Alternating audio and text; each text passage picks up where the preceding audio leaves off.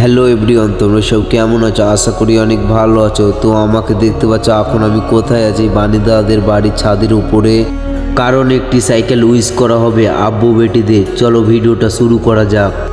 আমরা 3 বন্ধু মিলে রওনা দিলাম। আমরা কোথায় যাচ্ছি তোমরা শুরু থেকে শেষ পর্যন্ত ভিডিওটা দেখতে থাকো।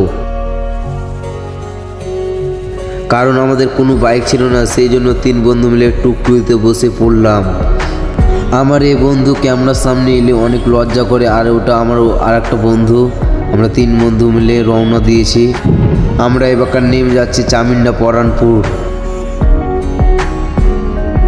ওই সামনেটা দেখতে পাচ্ছ, ওটা চামিন্ডা পরানপুর মোড়। এবার আমরা মোড়ে এই সাইডে চলে গেলাম বাণীদাদের বাড়ি।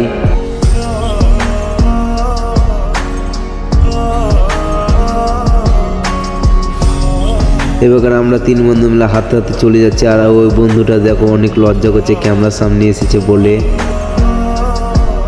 কারণ ফাইনালি দেখা হয়ে গেলো আমার একটি বেস্ট ফ্রেন্ড। কারণ ওরও নাম আলমামুন, আমারও নাম আলমামুন। কিছু কথাবার্তা বললাম, চলে যাচ্ছি আমরা বাণীদাদের বাড়ি। তোমরা অবশ্যই চিনে ফেলেছো বাণীদার ওইখানে ভিডিও অনেকগুলি করা আছে, ওই ভাটাটার ওখানে। তো ফাইনালি চলে এসেছি আমরা বাণীদাদের ছাদের উপরে।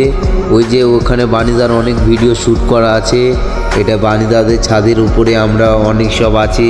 এবার বন্ধুরা দেখো সব টাটা দিচ্ছে, আর আমরা অনেক মজা মাস্তি করছি সব ছাদের উপরে এসে। আমার এই দাদা ড্যান্স করছে। তোমরা সব কেমন আছো? আশা করি অনেক ভালো আছো। তো আমাকে দেখতে পাচ্ছ এখন আমি কোথায় আছি? বাণীদাদের বাড়ির ছাদের উপরে।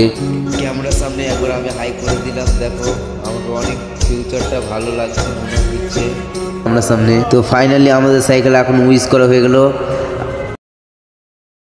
বাণীদা এখন কালো নায়ক জগতের আলো হয়ে গেছে। আমরা সবাই মিলে বন্ধু বান্ধব সবাই মিলে উইশ করলাম। উইশ করে আমরা অনেক ভালো লাগলো। এই যে সব আব্বু বেটিদেরকে দেখি না। বাণীদা এখন বড় নায়ক ছোট হয়ে আছে, বুঝতে পারছো। বাণীদা এখন সাইকেল চালাচ্ছে, দেখো সাইকেল চালা শেখাচ্ছে আর বেটা বেটিকে।